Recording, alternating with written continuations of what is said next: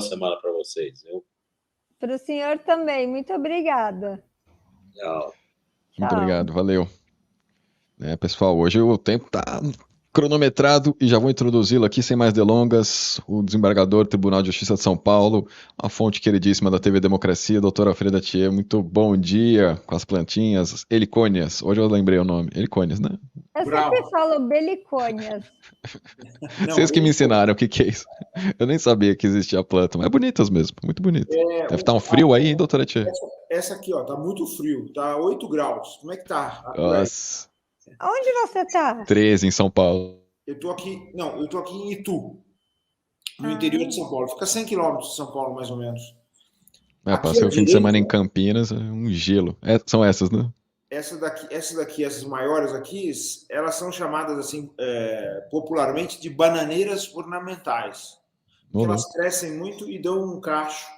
Que parece um cacho de banana, mas na verdade é uma flor bonita, né? E as do lado de cá, elas são mais parecidas com pássaros quando nascem as flores, né? E o nome, na verdade, é de helicônias. Helicônias, não é nem belicônias, é helicônia, então. Não vou mais esquecer. O pessoal gostou muito também. Assim, agradeço ao Jorge Lacerda, que virou membro. Muito obrigado pelas doações também, pessoal. Márcia, Ronald. Gente, vocês fazem esse canal funcionar. Agora tem uma pergunta para o senhor, doutora Thier, em relação ao caso Tacla Duran. Só falar que faltam R$80, Rafa. R$80 para a gente bater a meta. Se vocês tiverem cada um dos 225 aqui, que dá R$1 para a gente dobra a meta, a Dilma fica bem feliz no final do vídeo e a gente consegue garantir nosso saláriozinho que vem de vocês, porque não temos patrocínio. Então, realmente, a gente está numa fase bem complicada, onde a gente está precisando mesmo alcançar esses R$120 diários. Desculpa, mas é verdade. Não tem muito jeito mesmo. Uma coisa, Sim? Só, digamos assim, complementando um pouquinho aquilo que o Eugênio Aragão referiu, né? Com certeza. O ex-ministro. E, sobretudo, nesse momento difícil que a gente está vivendo, em que nós estamos vendo essa disputa entre militares para tomar conta de determinadas áreas do país, como se eles pudessem agir na política, como se eles pudessem existir na vida civil, né? Os militares, é muito bom a gente dizer, eles estão submetidos ao poder civil. O poder brasileiro, na Constituição, é um poder civil. E, portanto, a nossa Constituição é antimilitarista. Isso é muito importante. E a nossa Constituição estabelece como um princípio a paz. Então, os militares estão sujeitos a isso. Eles não têm poder sobre a sua atividade, sobre a atividade de segurança. Isso é um grande equívoco. E o que eu tenho visto é que as pessoas também estão esquecendo desse aspecto, porque as pessoas esqueceram que a segurança é uma segurança cidadã. Isso significa que a segurança existe para o povo, em primeiro lugar, e, em segundo lugar, é uma segurança de Estado. Não é segurança nacional, como vinha aquela velha doutrina do regime militar. Isso é muito importante. E aí eu queria dar um exemplo, que é exatamente o exemplo da Alemanha. Na Alemanha, o serviço de inteligência, que é tão disputado aqui entre militares e Polícia Federal, é, na verdade, um serviço, o próprio nome diz, de proteção ou de cuidado constitucional. Isso é muito importante, né? Então, chama-se lá Bundesamt der Verfassungsschutz, ou seja, é um escritório federal para a proteção da Constituição. Então, não é serviço de inteligência. A inteligência está a serviço de proteger a Constituição. Então, nós precisávamos ter, dentro da Presidência da República e dentro do governo federal, um serviço de proteção da Constituição. E esse serviço é desenvolvido lá na Alemanha por civis e militares, polícias, todos estão submetidos a isso. Então, todos eles estão obrigados a aderir à Constituição. É isso que é muito importante que a gente precisa ter no Brasil. Então, um serviço federal, um serviço nacional de proteção da Constituição. E é isso que deve ser o serviço de inteligência no Brasil, não é outra coisa. né, para evitar esses grupos de extrema-direita, esses desvios desses clubes, né? Esses clubes, o que são esses clubes? São entidades privadas. Entidade privada não dá opinião sobre questões do Brasil, questões públicas, questões políticas, né? Então, isso tudo vai desaparecer se nós tivermos, de fato, um serviço de inteligência que seja um serviço de proteção da Constituição. Então, fica até uma sugestão para o governo federal. Agora que está toda essa disputa em torno da questão da proteção da presidência, gabinete de segurança, gabinete militar, assim por diante, vamos abandonar essa disputa e criar, de fato, um serviço federal ligado à presidência, não é? E submetido ao controle da população, claro, mas que seja de proteção constitucional. Só queria fazer essa sugestão. Excelente. Excelente. Eu vou seguir essa linha ainda. Eu tenho ainda uma pergunta que eu comentei agora há pouco, mas como o senhor tem visto a atuação do próprio governo Lula? Claro que é mais responsabilidade de Polícia Federal, Supremo, etc., mas a gente tem esse comentário do Múcio, né, de que o 8 de janeiro não teve um líder, isso suscitou muitas críticas a ele. O Lula, à sua vez, apontou o Bolsonaro como líder daquele movimento, mas eu questiono em relação ao governo Lula, porque ele, presidente da República, é o chefe supremo das Forças Armadas. Como você está vendo essa avaliação em si? Falta talvez um pulso mais firme, talvez ele esteja tentando criar condições de não perder o controle das tropas, quero dizer. Como o senhor vê a atuação do governo Lula, que também está numa posição relativamente delicada, né? Estão tentando derrubá-lo desde a vitória eleitoral, né, doutor? Olha, essa questão militar, viu, Rafa e Bruno, é uma questão muito antiga no Brasil. E durante o regime militar de 64 a 85, 86, 88, o que eles fizeram foi tentar botar dentro das estruturas do Estado brasileiro, quer dizer, dentro da legislação brasileira, dentro das leis e dentro da organização do Estado, organização administrativa do Estado, a realização daquilo que eu falei agora há pouco, que é a doutrina da segurança nacional. Então, tem muitas leis no Brasil que foram votadas durante o período democrático, de 88 para cá, que acabaram consagrando esse princípio dessa lei de segurança nacional. Ou seja, dessas possibilidades de o militarismo ficar influindo na política, não é? Ele está submetido ao poder civil, mas ele quer constantemente ficar dando opinião, ele quer constantemente agir aqui, agir com liberdade, agir sem controle, agir desobedecendo a própria Constituição.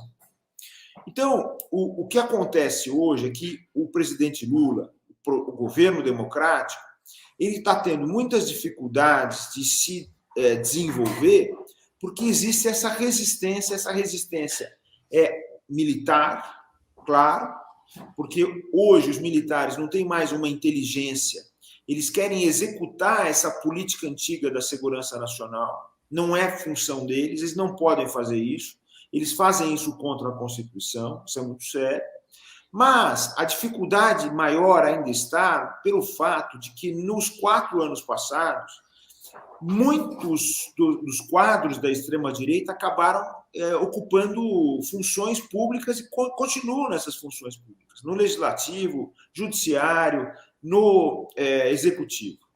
Então, o cuidado que o governo democrático, o presidente Lula, tem que tomar hoje é extremamente importante. Por quê? Porque ele precisa ir derrotando e tirando desses cargos essas pessoas, não é? E aos poucos implantando uma política nova. Não é? Então é muito mais complicado do que aquilo que ele viveu no passado quando ele sucedeu o presidente Fernando Henrique. Não é? Porque o presidente Fernando Henrique foi um presidente que cumpriu a Constituição. Não é? Pode-se fazer muitas críticas às suas políticas públicas, claro, mas ele cumpriu a Constituição. Então o presidente Lula recebeu o governo lá atrás como uma espécie de continuidade para ele poder implementar com liberdade as suas próprias políticas públicas que levaram o Brasil a ser extremamente admirado no mundo internacional, né? Como vai voltar a ser, claro. Mas agora não, ele está sucedendo um regime que era com vocação ditatorial. Não é? Quem foi o líder daquele golpe, da tentativa de golpe de 8 de janeiro? Foi esse grupo ligado ao ex-presidente Bolsonaro, não é?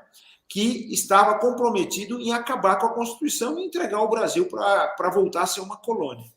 Então, os líderes estão aí, né? Ele próprio, o ex-presidente Bolsonaro, e as pessoas que estavam em torno dele.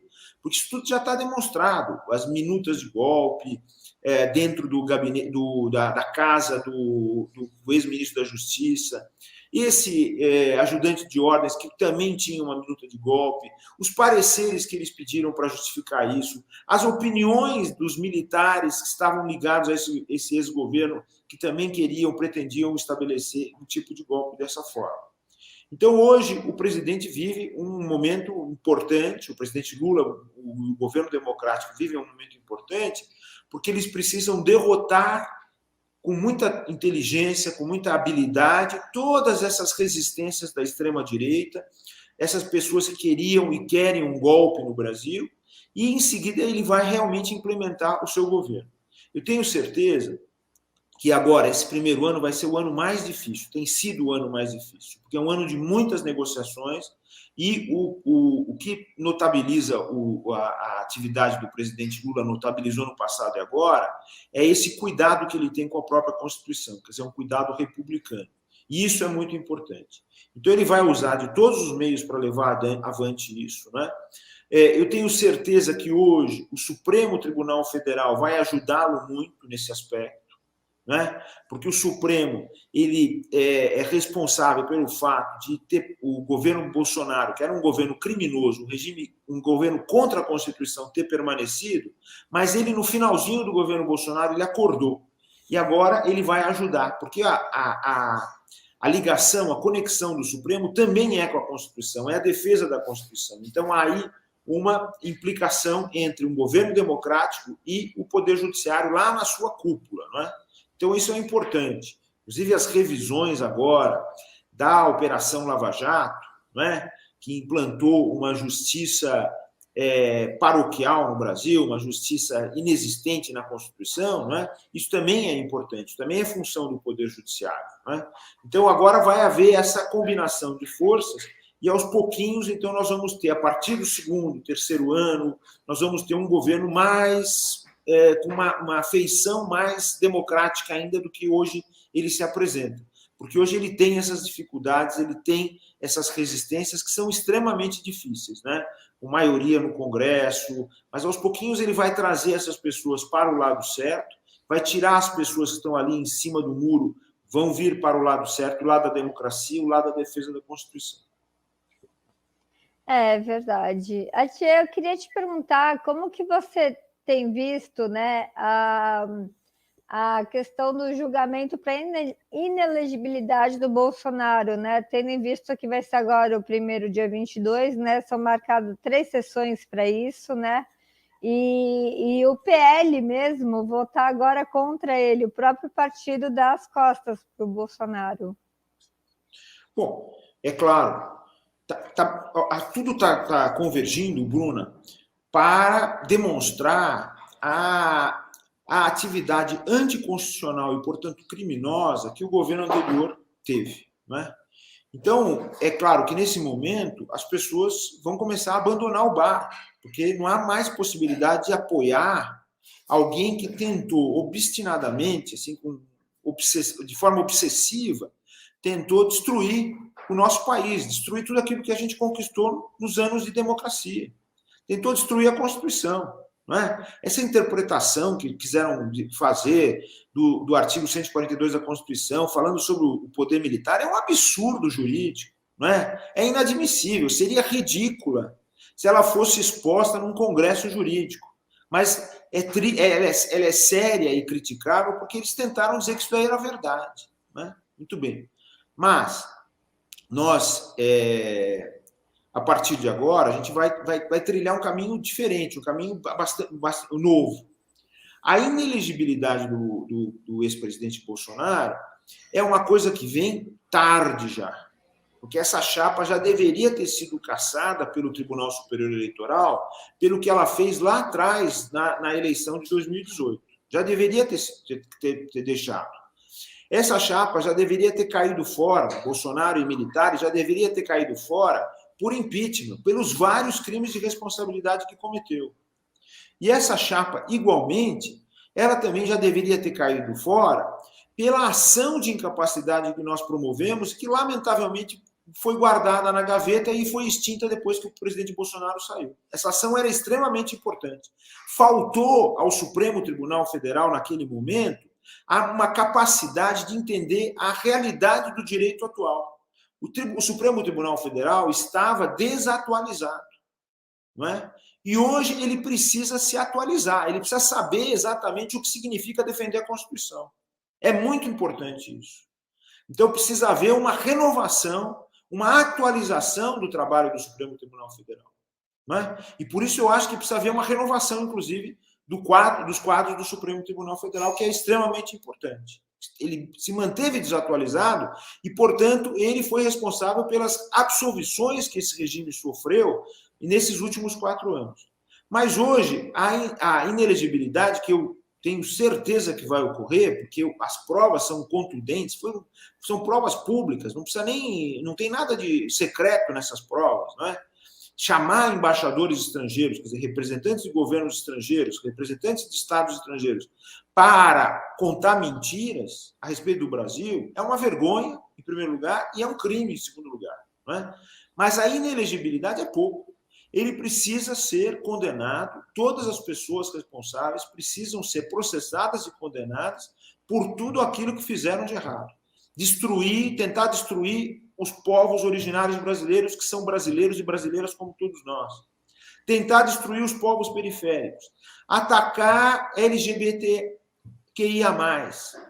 Atacar os negros, que são a maioria do povo brasileiro. Não é? Está sendo demonstrado agora. Atacar o povo brasileiro durante o período da pandemia.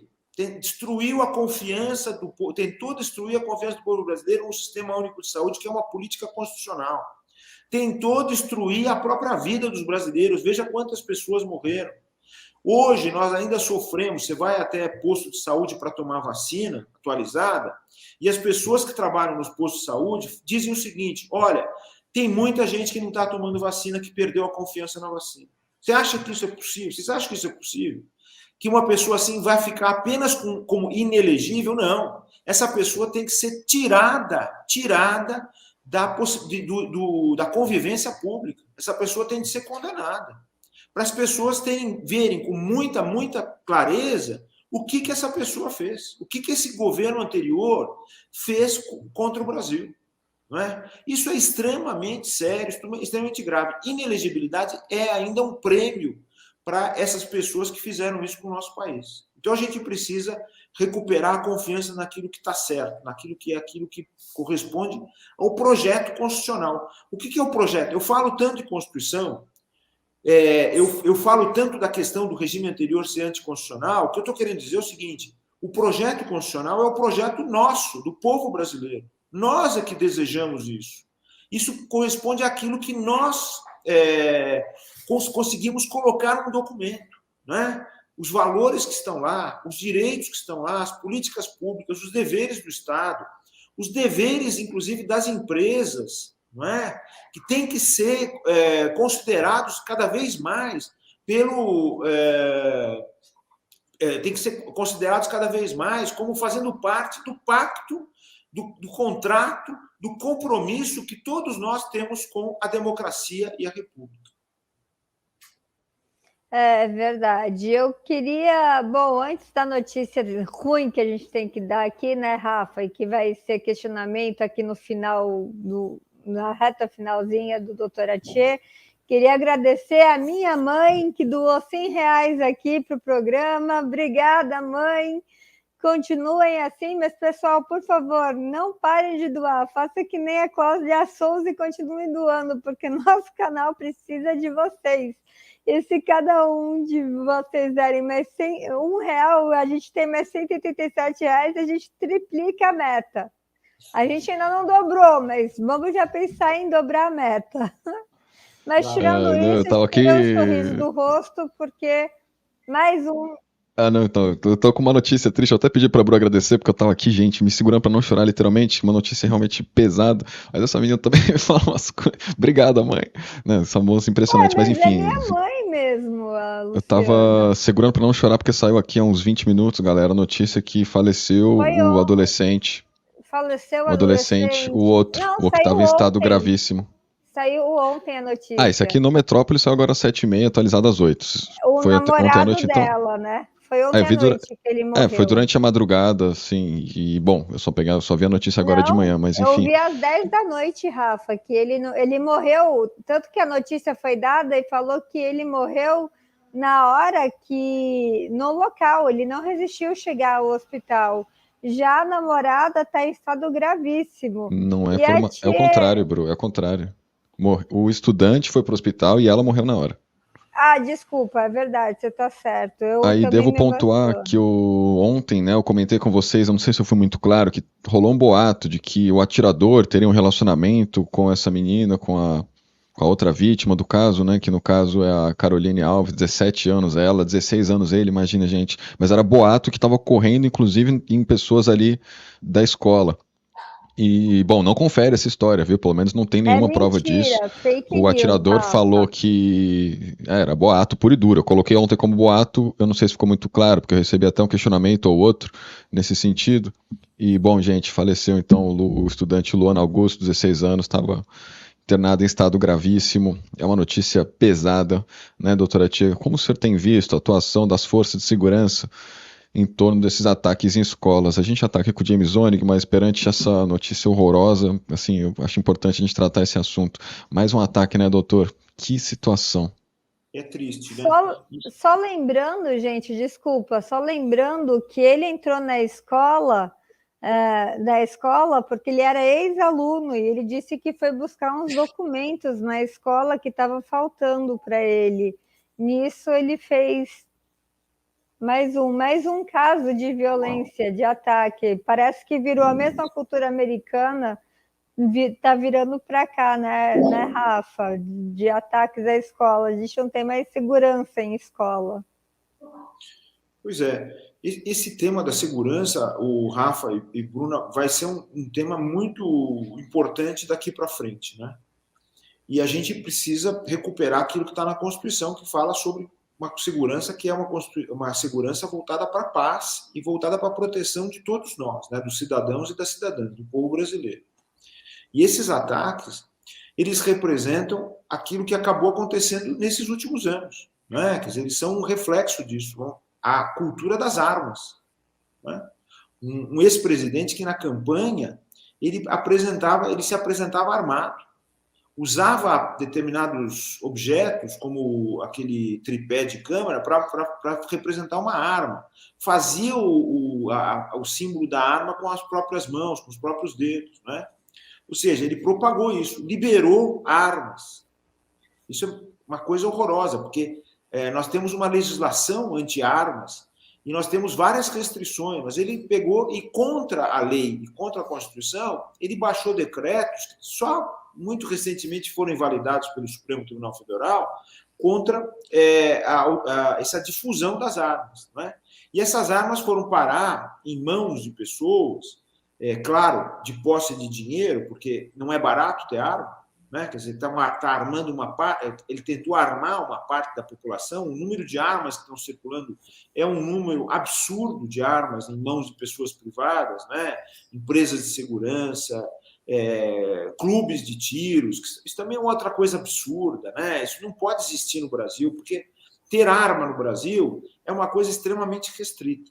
E aí o que acontece? Você espalha essa cultura, pais e mães, claro que uma minoria irresponsáveis, criam essa cultura dentro de casa, lamentavelmente, ficam valorizando a posse de armas, e no final das contas, crianças e adolescentes, claro, não são todas, mas são aqueles mais vulneráveis a esse tipo de atuação, acabam apanhando essas armas e vão fazer esses atos que são atos que nos... Nossa, é uma coisa que entristece muito, como disse o Rafa, né? É uma coisa muito, muito triste para todos nós, né? Quando um jovem vem a falecer diante de uma violência como essa. Então, a gente precisa recuperar a ideia de que a segurança pertence a todo mundo. A gente precisa recuperar a ideia de que nossa sociedade é uma sociedade de paz. A gente tem que proibir cada vez mais o acesso das pessoas às armas, não é? E nós temos que desmilitarizar o Estado, desmilitarizar as polícias, transformar tudo isso que nós temos hoje aí de coisas importantes, né, como brasileiros e brasileiras cheios de energia, de uma cultura extraordinária, em agentes de uma cultura diferente, uma cultura da paz. Isso é muito importante e a gente precisa, nas escolas, sobretudo, levar essa mensagem, né? Quer dizer, transformar a segurança das escolas de uma forma... Tem que usar a nossa imaginação para a gente fazer da segurança nas escolas alguma coisa que possa produzir frutos para todo mundo, né? Então, não é apenas usar a polícia, como muita gente diz, não, que tem que ter a polícia dentro das escolas. Não, de forma nenhuma. Eu acho que pais, professores, professoras, mães, todo mundo tem responsabilidade para criar uma forma de segurança no interior das escolas que possa gerar frutos para todo mundo dentro da sociedade, né? Então, vamos fazer da segurança alguma coisa de que todo mundo participe. Vamos esquecer a cultura das armas e vamos tentar trazer a responsabilidade. Quem são os pais desse jovem que entrou na escola? Qual era o papel deles na formação dessa pessoa que acabou levando a isso? Como se deu a omissão de outros agentes, onde ele trabalhava, onde ele estudava, que não observaram que ele tinha uma tendência para chegar a essa situação, não é? Por alguma questão que passou, por algum trauma que passou e assim por diante. Então, eu preciso trabalhar muito vivamente esse momento, muito embora ele seja triste, mas ele é uma oportunidade para a gente poder fazer uma atuação diferente e transformar a segurança do Brasil. Muito bom, doutora Tia. Um quadro realmente insano, violento, que situação. Estou vendo a polícia mais atuante do que nunca nesse sentido dos ataques em escolas em paralelo. É sempre importante frisar, né, toda essa questão do armamento, fundamental tratar sobre isso, porque é tudo que está no contexto que acaba gerando esse tipo de ataque. Doutora Tia, muito obrigado. Infelizmente terminar, né, a entrevista com uma notícia tão triste, mas muito obrigado. O senhor é muito querido pela nossa comunidade também e a gente agradece enormemente a entrevista. Desculpa, pode falar. Não, eu que gosto muito de estar com vocês, sempre, tá bom? E ouvir todos os convidados de vocês, ouvir as perguntas inteligentes e super importantes que vocês fazem, as propostas que vocês fazem, os desafios que vocês fazem, é importante. E agora a gente vai ouvir o professor James de novo, né? Para a gente continuar refletindo sobre a questão das relações internacionais. Tia, a gente às vezes dá umas escorregadas, uns erros, mas quem não comete isso às vezes ao vivo, né? O importante é a gente tentar melhorar cada dia mais, né, Rafa? A gente tá aprendendo cada dia mais, porque aqui a gente assumiu uma grande responsabilidade. Olha, deixa eu falar uma coisa para vocês não cometem nenhumas escorregadas, nenhum erros. Pelo contrário, o jornalismo de vocês, Rafa e Bruna, é muito simpático. É super agradável de acompanhar. Ele é bastante descontraído e sério ao mesmo tempo. Vocês estão fazendo um trabalho extremamente importante, viu? Eu estou adorando acompanhar tudo isso que vocês estão fazendo. Parabéns. Poxa, doutor, muito obrigado pelas palavras. Muito obrigada, do fundo do coração, realmente. Eu já estava emocionada, mas agora fiquei mais. Eu estava de um jeito triste, mas você agora trouxe um consolo aí pra gente. De jeito nenhum, bom. Vocês estão ótimos. Um grande beijo para você, Bruna. Um grande beijo, Rafa. Um abraço para vocês. Beijão, obrigado, doutora Tia. Até essa semana ainda. Amanhã, depois de amanhã, talvez, não sei. Você já é nosso quarto apoio aqui. Estou sempre aí com vocês, com certeza. É da casa. Pode chamar que eu venho. Um beijo. Valeu, doutor. E vem mesmo, porque ontem eu mandei mensagem para ele tinha algum compromisso e falou, tá bom, eu vou. Ô, louco, doutor. Tô vendo um rabinho aí de algum... O que é um cachorrinho aí atrás? Da minha cadelinha, a Alba. Cadelinha. Ela tá querendo participar. Os animais aí nessa época de internet sempre são protagonistas das entrevistas, né, doutor? Bom dia. Eu vou apresentá-las para vocês aqui. Um abraço. Apresenta. Se quiser mostrar agora, dá uma mostrada aí. Tá aqui. O James é muito paciente, a gente já introduz ele. Eu só queria... Fofinho. É Border Collie? Não. Não, é uma Bernese, como o pessoal costuma dizer. Sei. O boiadeiro de Berno. Isso, é lindo esse aí também. É um lindo. Parabéns pelas helicônias e a cadelinha. Tchau. Muito obrigado, doutor. Obrigada, doutora Tia. E eu só queria aí mostrar as mensagens aqui que nos motivam e nos apoiam nesses momentos, Rafa, sabe? E críticas fazem parte também. Não, assim, tudo bem, normal. as críticas...